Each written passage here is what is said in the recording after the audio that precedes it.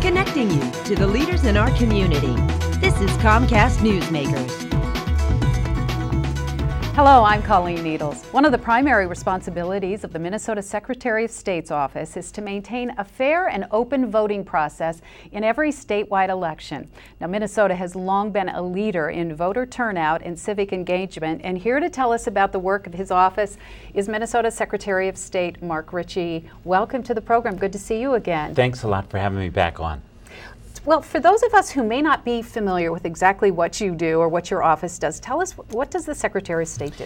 There are two major responsibilities, some minor ones as well. The first one, about 2/3 of our staff is engaged in providing services to Minnesota businesses. If you file a corporation, create a new nonprofit, create a new limited liability corporation, anything like that, our office is there to help you. In fact, last year, we helped about 63,000 Minnesotans start new businesses. That was up 14%. Business is booming in Minnesota, and we're there to help. But the thing that we're known for is we're the partner with the townships, cities, small towns, and counties in the administration of elections. And we're there to make sure that things go smoothly and to make sure that our local officials have all the resources they need to have those kind of really national leadership, election administration traditions. That's what we're there to do. Well, we are number one in the country, as you well know, in voter turnout. It's something we're all very proud of living here in Minnesota, and yet we continue to expand and to work on the process. And I know that some significant changes were made in 2008. There were some legislative changes. Absolutely. What was that about? Well, we are number one. We're 5% points ahead of the number 2 state, which happens to be Wisconsin, but we can always do better. And one of the things that I promised when I ran for election last time was, particularly for parts of the Minnesota community who have more barriers to overcome to vote, we were going to look at those and see what we could do to tear some down. A primary example are our military servicemen and women serving overseas, and actually anyone overseas. Lots of barriers, particularly the short time frame, a lot of paperwork, that sort of thing.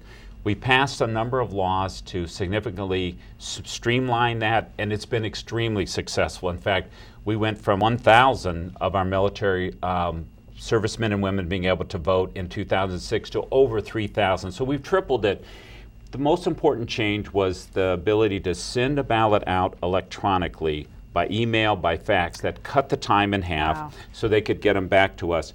And thankfully, this year, 2010, we'll implement a second change that'll really also make a lot of difference, and that's that we're now going to give election officials 45 days before each election to get the absentee ballots out. But one of the results of that is we will be having our state's primary election August 10th.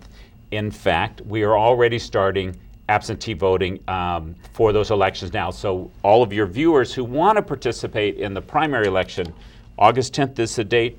Absentee voting is going on right now. Now, well, you also have started this amazing initiative, which was called Voting in Honor of a Veteran. That's right. One thing we found was that some of our Minnesotan neighbors thought, well, I'm just one vote. My vote doesn't really matter, or I don't know if I want to be part of the process. And when we engage people in talking about the sacrifices that have been made to create this nation, to create our democracy, and to defend our democracy overseas and through the Civil War, we began to see that people would say, oh, you know, maybe I should be voting in a way to be honoring that tradition. Absolutely. And then we got a badge, a button that said, I'm voting in honor of a veteran. You write in the name. For me, it's always my father, who was a Marine, Second World War, Pacific Theater. And it says out loud, I'm voting in honor of a veteran. I'm honoring this service, and I'm going to do my part in defending the democracy by being part of the elections this year. And it has really transformed some people. It's not just I'm one vote, it's I'm part of this democracy. That's a great idea, so visible, and I'm sure it has gotten more people to get involved into the process. Absolutely. Well, it's always a pleasure to see you. Thank you so much for joining us today. Thank you very much. I look forward to seeing you again, and don't forget to vote. I won't, absolutely.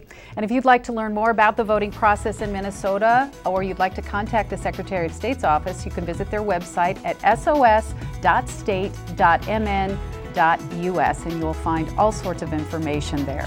And that's going to do it for this edition of Comcast Newsmakers. I'm Colleen Needles. Thank you for watching.